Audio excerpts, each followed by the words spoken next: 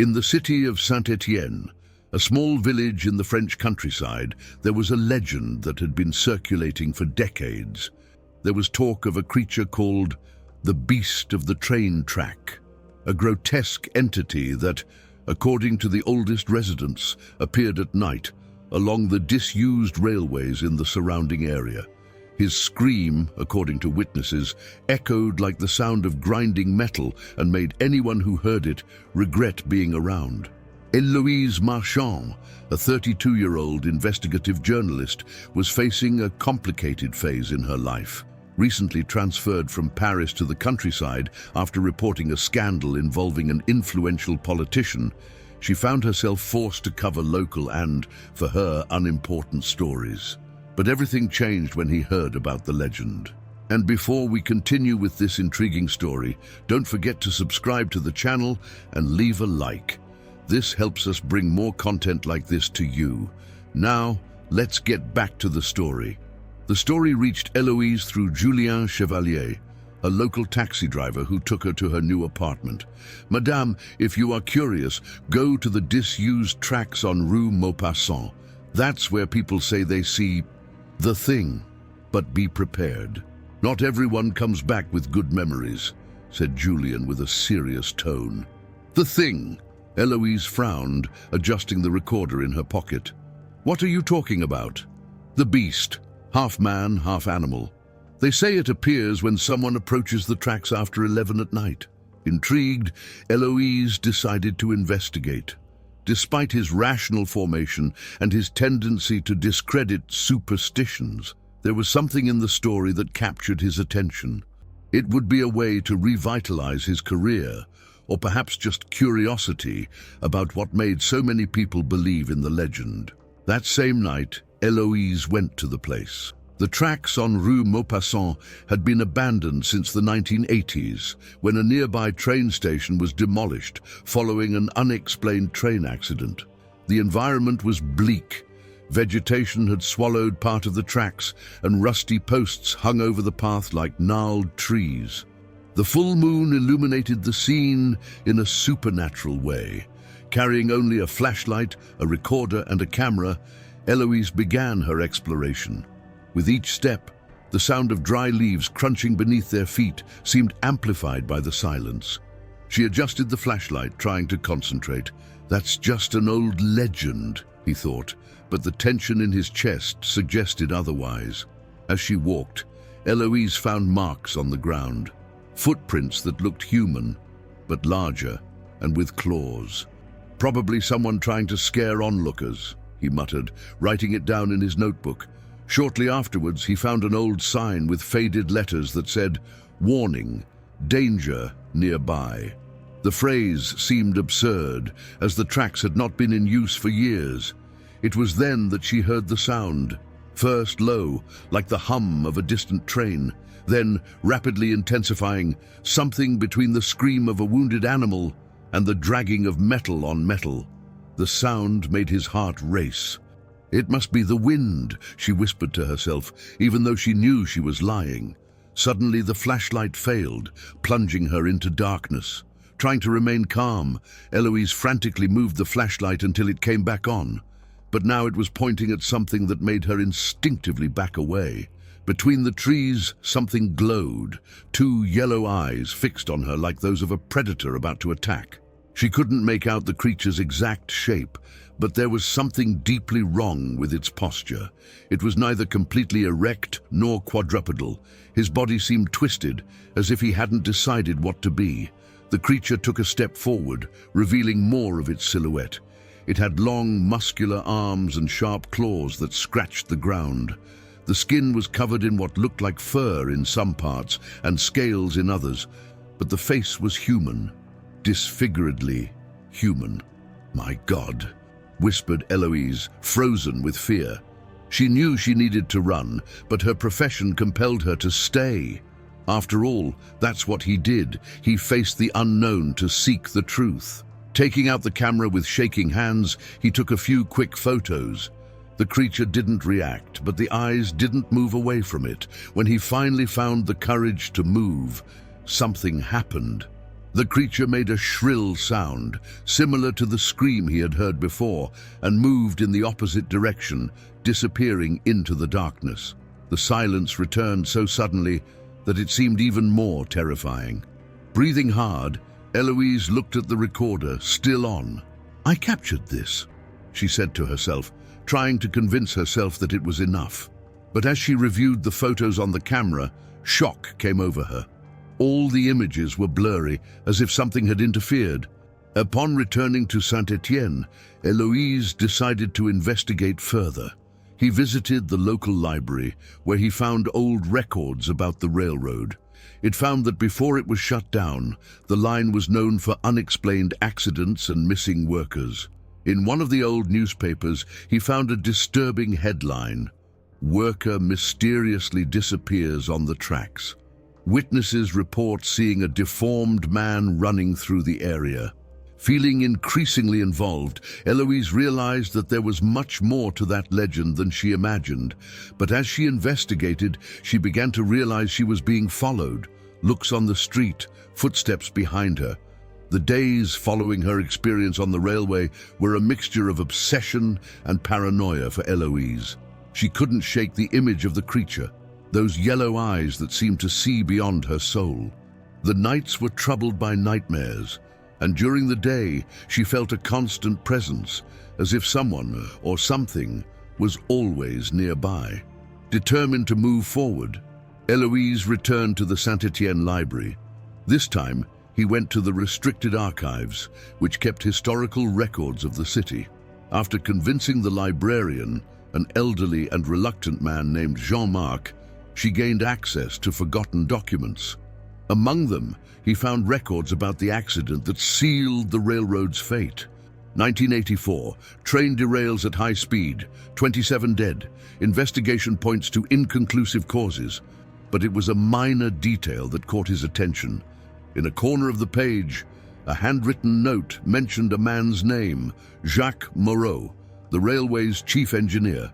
According to the report, Jacques disappeared the night after the accident and was never seen again.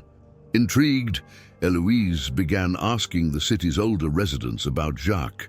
Most of them seemed uncomfortable with the topic, looking away or giving evasive answers.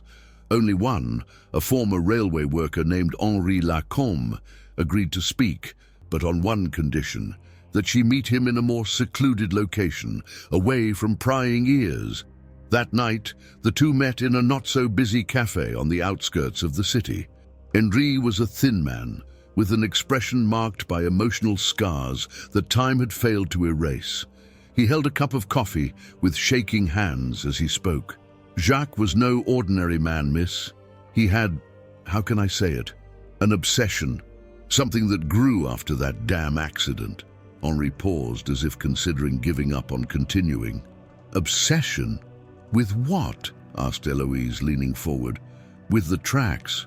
He said something cursed them, that it wasn't just iron and wood, but a portal to something we didn't understand.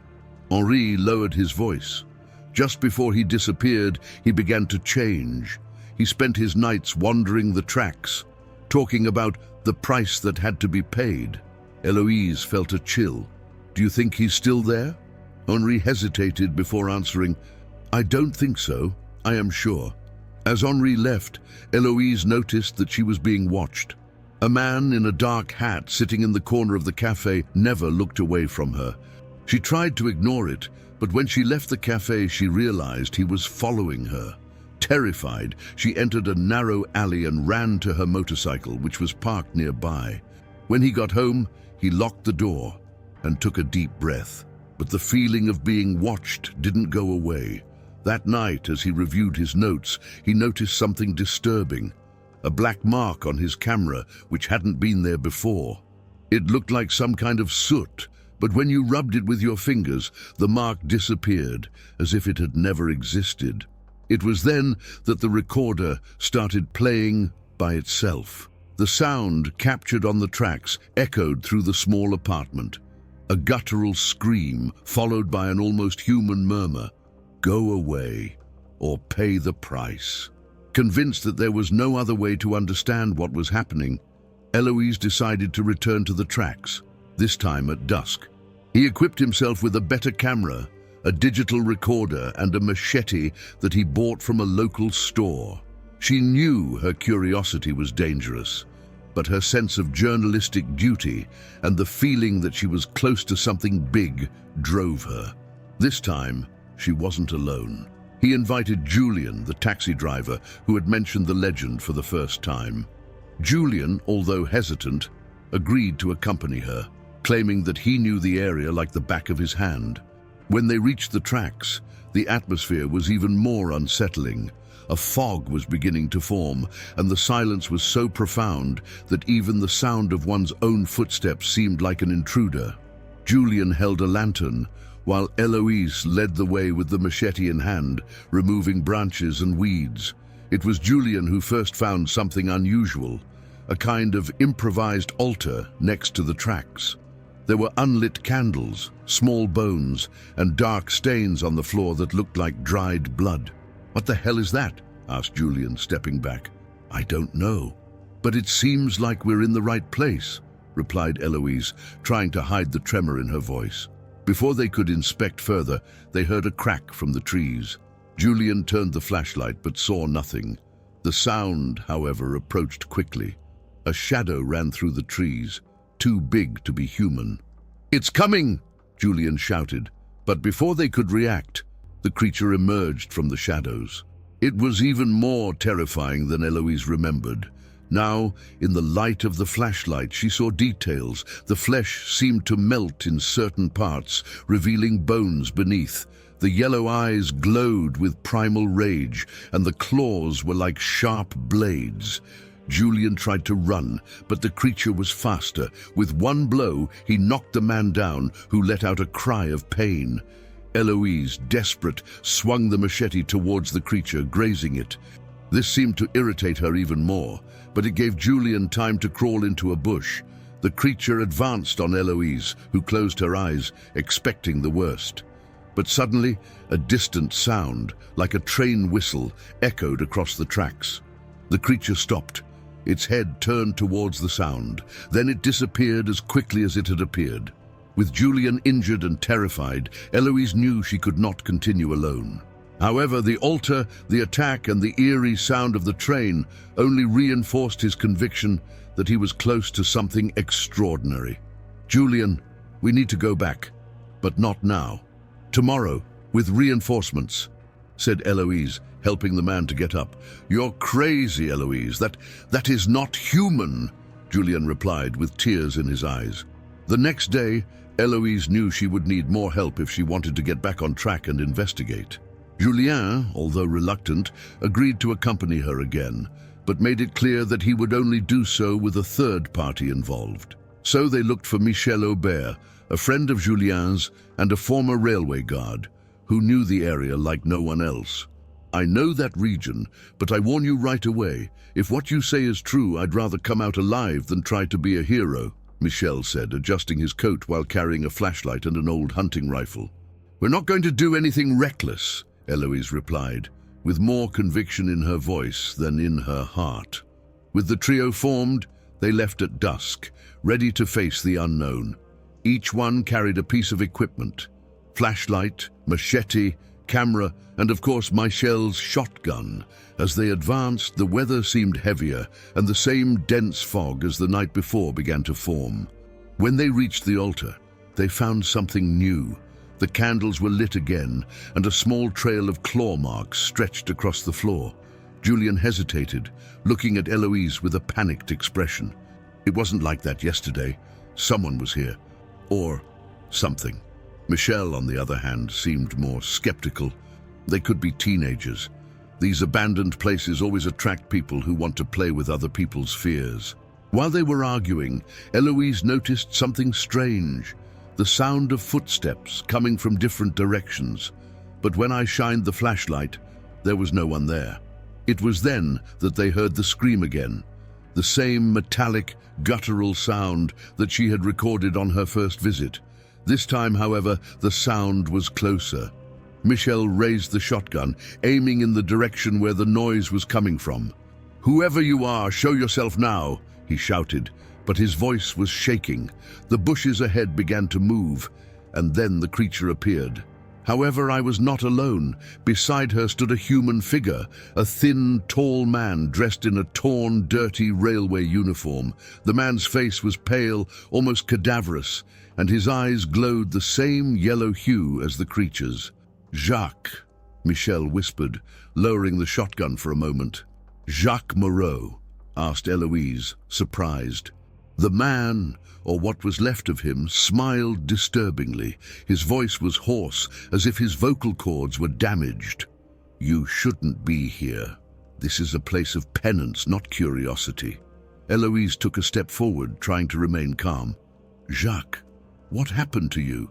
Why do people say these tracks are cursed?" Jacques tilted his head, as if he were assessing Eloise. "Do you think it was an accident? Do you think it was bad luck?" He laughed, but the sound was empty, disturbing. "No, Miss Journalist. Here we pay for what we did, for what we took." Julien, who could barely hold the lantern, intervened. "What do you mean by that?"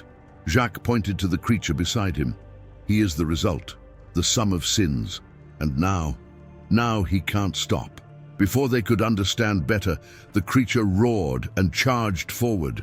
Michel fired, hitting her shoulder, but that only slowed her down. Julien fell to his knees, unable to move, as Eloise pulled Julien away. "Run!" Michel shouted, shooting again, this time hitting a tree behind the creature. Eloise and Julien ran without looking back, leaving Michel behind. The sound of gunshots and screams echoed in the forest until suddenly silence fell again. When they finally stopped to catch their breath, Julien collapsed to the floor, crying. We left him to die." Eloise held Julien's shoulders, trying to calm him down. "We had no choice. He knew this when he came." But inside, guilt gnawed at her. He knew that Michel had sacrificed himself to give them a chance to escape. The next day, Eloise decided to seek final answers before making any decision about releasing the story. She returned to the library, this time alone, and asked Jean-Marc for help again. While reviewing the files, they found a record from 1952 that mentioned a shady practice involving the railroad.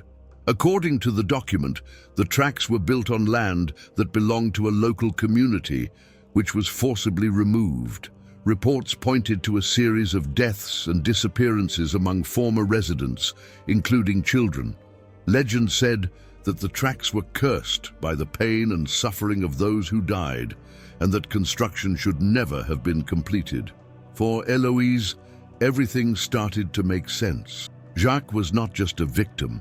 He was a link between the past and the creature, perhaps trying to atone for his own sins. Despite what she had witnessed, Eloise knew she could not leave the story unfinished. She decided to get back on track once again, this time armed with all the information she had gathered. But when she arrived, she found something she didn't expect.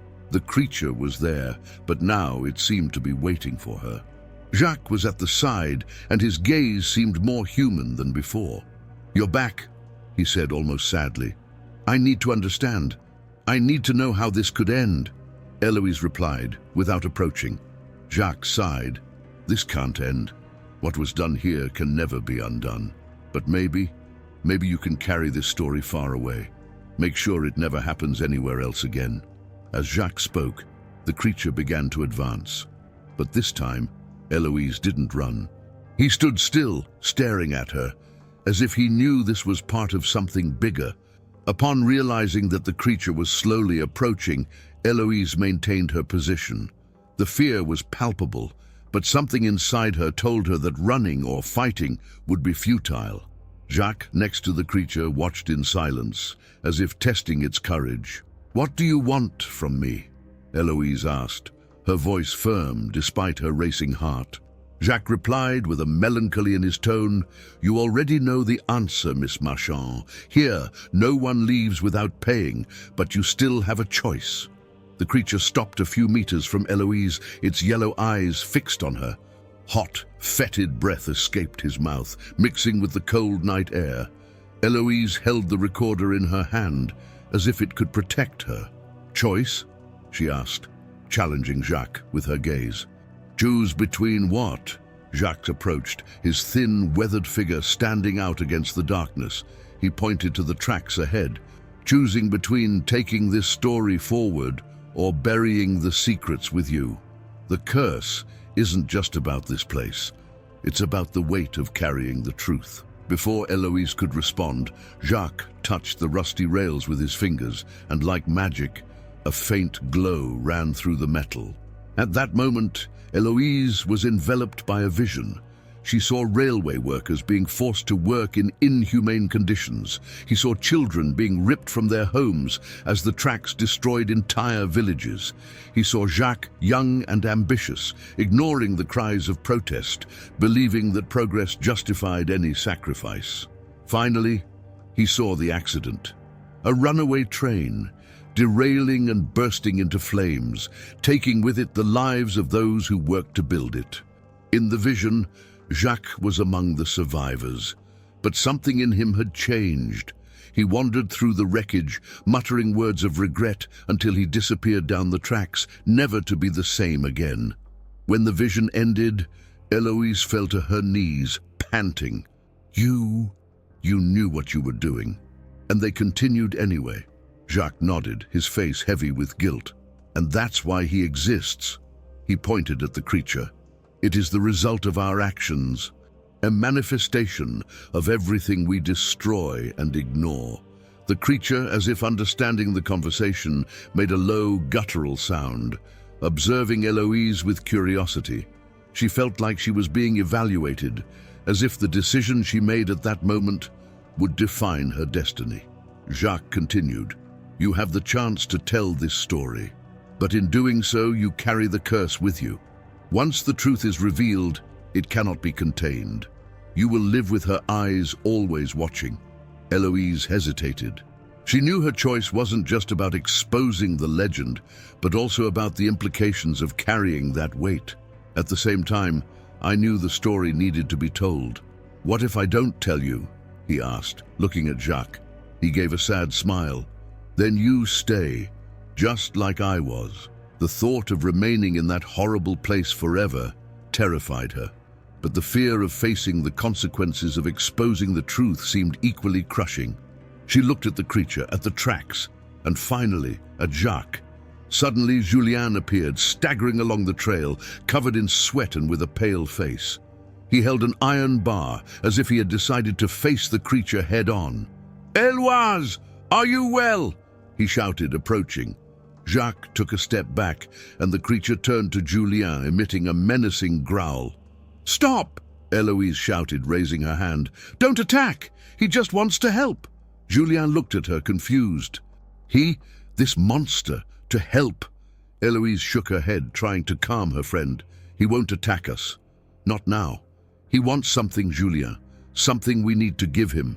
Julien looked even more confused, but he lowered the iron bar, taking a few steps back. Jacques, in turn, seemed satisfied with Eloise's reaction. "The choice is yours, but time is running out, Miss Marchand," said Jacques, pointing to the tracks that now glowed faintly. With each passing moment, he grows stronger. Eloise knew she couldn't prolong the decision. He took a deep breath and made the most difficult decision of his life. "I will tell the story, but on my own terms. The world needs to know, but it also needs a warning." The creature approached once again, lowering itself to Eloise's level. She felt the hot breath and the weight of the yellow eyes, but instead of fear, he felt something unexpected: acceptance. "I accept. I'll take whatever I need with me," said Eloise, her voice firm. Suddenly, everything around him went dark. When he opened his eyes again, he was back at the start of the tracks, with Julien at his side. There was no sign of Jacques or the creature, but the iron bar Julien held was marked with the same claws they saw on the altar. "What happened?" asked Julien, looking around. "We did it. That's what matters now." But Eloise knew that nothing would be easy from now on. The curse marks were on her now. As they drove back to Saint-Étienne, she decided that she would start writing her story that very night. As Eloise typed the first words of her report, the lights in the apartment began to flicker. As she looked out the window, she saw something that made her shudder. Two yellow eyes shining in the darkness of the street. She took a deep breath and continued writing. In the days that followed, Eloise dedicated herself to writing the most important article of her career. Each word he typed seemed to weigh tons, as if the truth he carried had a force of its own, fighting not to be revealed. The curse was present in every moment. The lights flickered at night. Objects fell from the shelves for no apparent reason, and always, in some corner of the darkness, she felt the yellow eyes watching. Julian, who now visited Eloise frequently, insisted that she abandon the story. "You're risking your life, Eloise. We've already seen what that thing is capable of. Why do you insist?" he asked, holding her shoulders. She gently pushed his hands away. "Because I can't go back, Julian. Someone needs to know. The world needs to understand what happened on that railroad." Julian sighed, frustrated, but realized he couldn't talk her out of her decision. Still, he made a promise. "If you're not going to give up, neither will I. I'll stay here until we finish this." That night, as Eloise was reviewing the last paragraph of her article, a familiar sound resounded. The creature's metallic, guttural scream. She froze, feeling her blood run cold. Julian, who was sleeping on the sofa, got up scared. "What was that?" he asked, but the answer was clear. The sound was coming from the street. The two approached the window, and what they saw made their hearts race. The creature was there, in the middle of the road, standing under the light of a streetlight. But she was not alone. A thin figure, whom they recognized as Jacques Moreau, stood at his side. Eloise knew that this was a warning. "They won't let me publish the story," he said, his voice barely above a whisper. "So what do we do?" asked Julian tensely. She took the recorder and camera, putting them in her backpack. "We faced them, one last time." Wasting no time, the two took Julian's car and drove to the tracks on Rue Maupassant. The fog was thicker than ever, and the sound of the wind carried a distant lament, like the crying of many voices. When they arrived at the place, they found the altar again. But this time, there was something different. A red light pulsed in the distance, as if the tracks were alive. Julian held an iron bar, while Eloise carried the camera and recorder. His footsteps echoed in the silence of the night.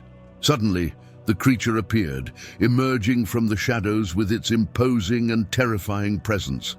Jacques Moreau was close behind, his eyes shining with intensity. "You haven't learned, Miss Marchand.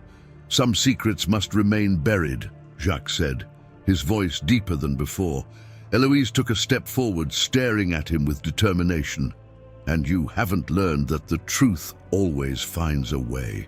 Jacques laughed, but was interrupted by the sound of something moving quickly. The creature roared, charging towards them. Julian tried to fight, but was knocked down with one blow. Eloise screamed but maintained her position. "Is that what you want? My life?" she shouted, looking directly into the creature's yellow eyes. The creature stopped as if understanding his words. Jacques approached her, his expression confused. "You don't understand. He can't be stopped." Eloise picked up the recorder and pressed the play button, making the creature's guttural sound echo across the tracks. The creature recoiled, as if the sound weakened it. Jacques shouted, covering his ears. "What are you doing?" he shouted. "I'm breaking the cycle!" Eloise shouted, her voice full of emotion. She advanced, holding the recorder as if it were a weapon. The creature, now hesitant, began to cower, its claws scratching the ground.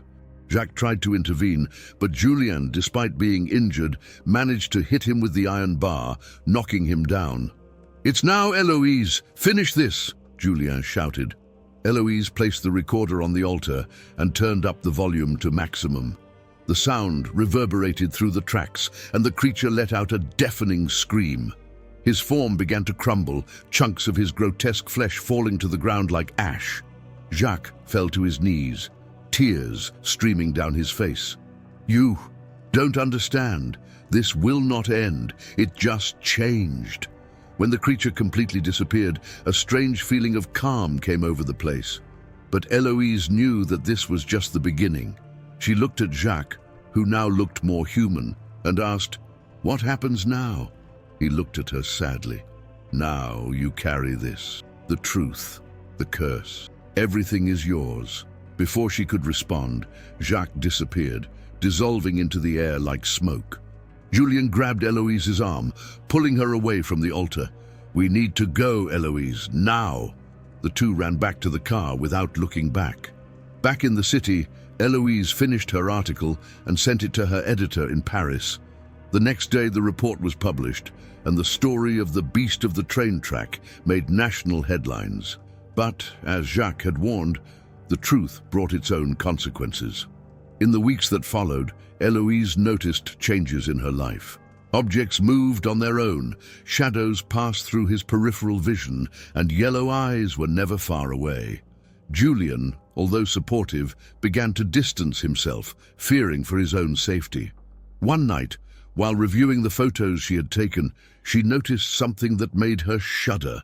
In the reflection of a window near the altar, the yellow eyes were there, not from the creature, but from itself. After the article was published, Eloise became a renowned figure in journalism. His story about the beast on the train track sparked a national debate, bringing to light other urban legends, train accidents, and even disappearances that had been forgotten. She was invited to interviews, podcasts, and TV shows, but each appearance seemed to drain her more and more. Despite the acclaim, Eloise knew that her life would never be the same. What was once a search for the truth had turned into a fight to protect his sanity. The shadows, the yellow eyes, and the constant feeling of being watched became permanent companions. Julien, who initially supported her, began to pull away. "I can't go on with this, Eloise," he said one night, in a solemn tone. "Not when every dark corner seems to hide something I can't face." She just nodded, without rancor. I knew Julien was right to leave. She had chosen this path alone, and she couldn't blame him for wanting security. Determined to fully understand what was happening, Eloise began to deeply study accounts of curses and supernatural entities. He found disturbing connections between similar stories in other countries, all involving areas of great human suffering. Each of these stories had something in common: a figure like Jacques, who carried the burden of an ancient error, and a creature who symbolized the sum of collective sins. But there was something different in her case. While others reported being persecuted by the creature, no one had once escaped to tell the story. She knew it wasn't just a witness. It was now part of the cycle. One night, as he reviewed his records in the small apartment, he felt a strong presence behind him. He turned slowly and saw Jacques, or something he looked like. "Are you here to take me?" he asked, his voice without emotion. Jacques denied his head. "No, I'm here to warn you.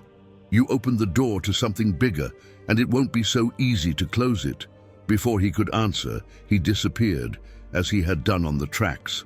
But his warning echoed in Eloise's mind. Something bigger. One morning, Eloise received a call from a man named Antoine Laurent, professor of history at the University of Lyon. He had read his story and was interested in discussing the origins of the curse. "There is something you may not know, Miss Marchand," said Antoine, with a serious tone. "These events are not isolated. They follow a pattern, and I fear you are at the center of it." Curious, Eloise agreed to find him. However, on the scheduled day, Antoine did not appear. When he went to the address he had supplied, he found the ajar door and the apartment empty. Only one ticket was on the table with the words, "Watch out for the cycle. He always starts over." From that moment, Eloise knew that he could no longer hide. He needed to go back to the tracks one last time to confront what he had left behind. Back to Rue Maupassant, the fog seemed thicker, and the air was loaded with an almost palpable electricity. She felt something was waiting for her. He walked slowly to the altar, which this time was completely destroyed, as if it had been consumed by fire. The creature was not there. Jacques not either. But the rails shone with a weak, pulsating light, like a heart beating slowly. By playing the metal, Eloise was again involved by visions, but this time they were not from the past. She saw cities being destroyed, people running away from creatures similar to the one they had faced, and always, at some point in the vision, the yellow eyes. Then he saw himself, his face marked and his eyes shining in the same color. "You can't escape that," said a voice that seemed to come from inside her. As he left the vision, he realized that he was alone again, but something had changed. She was no longer afraid. For the first time, he felt that he had completely accepted his role. Back in town, Eloise finished his work, compiling all the information and documents in a dossier. She sent everything to an international paranormal study foundation with a note, "Beware of what they are looking for." Weeks later, his story was adapted to a documentary, but Eloise refused to participate. She knew she had already done her part, and that getting more involved, she would only feed the curse. After moving to the small village in the Alps, Eloise Marchand found a fragile balance between normality and the constant feeling of being observed. The house it chose was modest, built in the 19th century, with stone walls and windows that offered a stunning view of snow-covered mountains. The quiet atmosphere seemed the opposite of the terror he had faced on the tracks of Rue Maupassant. But peace was only superficial.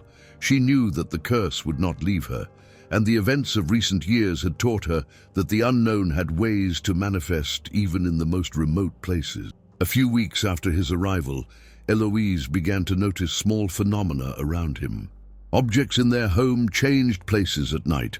Shadows passed through the corners of their peripheral vision, and the sound of the wind in the mountains sometimes sounded like the cry of the creature.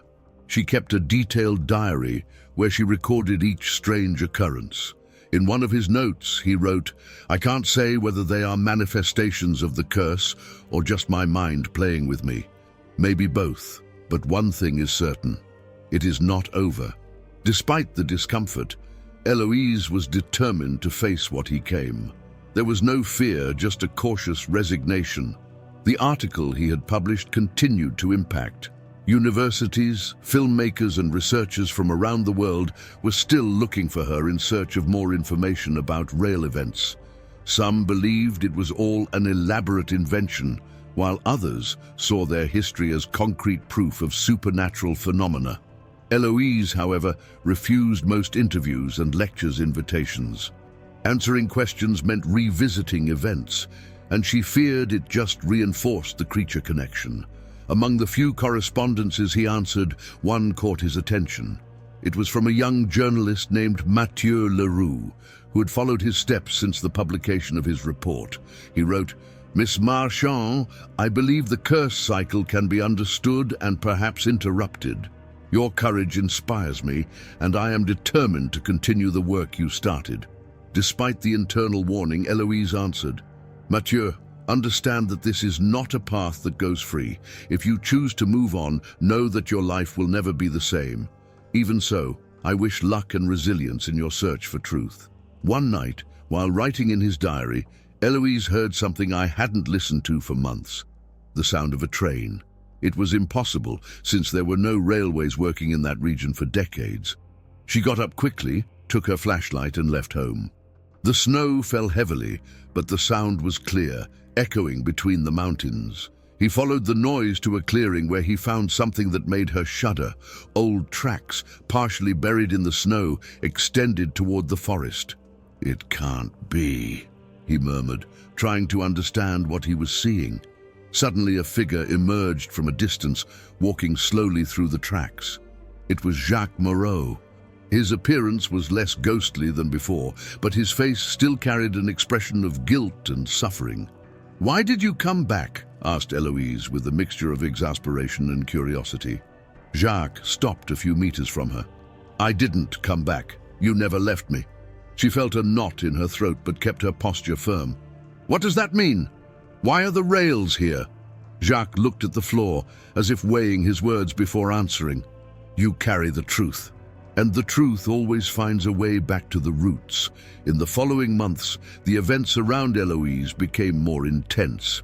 Each time I tried to ignore the demonstrations, something stronger happened. Voices in the wind, claw marks on the wooden walls, and always, the yellow eyes lurking in the darkness.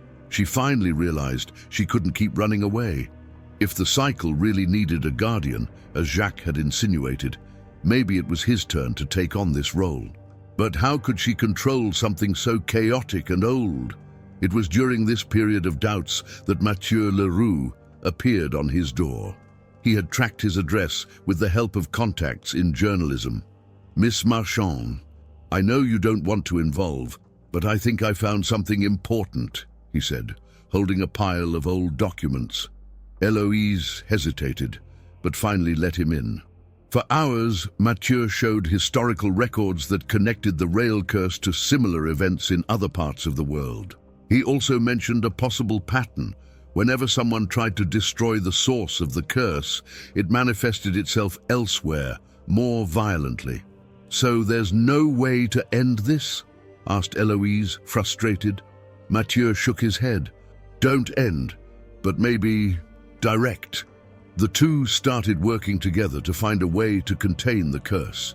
For weeks they studied maps, historical records, and supernatural phenomena. Finally, they came to the conclusion that the key was on the newly apparent tracks near Eloise's house. "We need to make the curse stay here, confined. If we can do this, we might prevent her from spreading," Mathieu said. That night, Eloise and Mathieu returned to the tracks. This time, they carried candles, protective symbols, and a shared determination. When they arrived at the scene, they found Jacques again, stopped next to the tracks. "Do you understand what you are trying to do?" he asked in a serious tone. "Yes, and we'll do whatever is needed," said Eloise. Jacques watched silent as they started the ritual they had planned. As they drew the symbols around the rails, the creature came again. But this time, something was different. She did not attack, just noted as if recognized their efforts. At the end of the ritual, Eloise felt a powerful energy involving the place.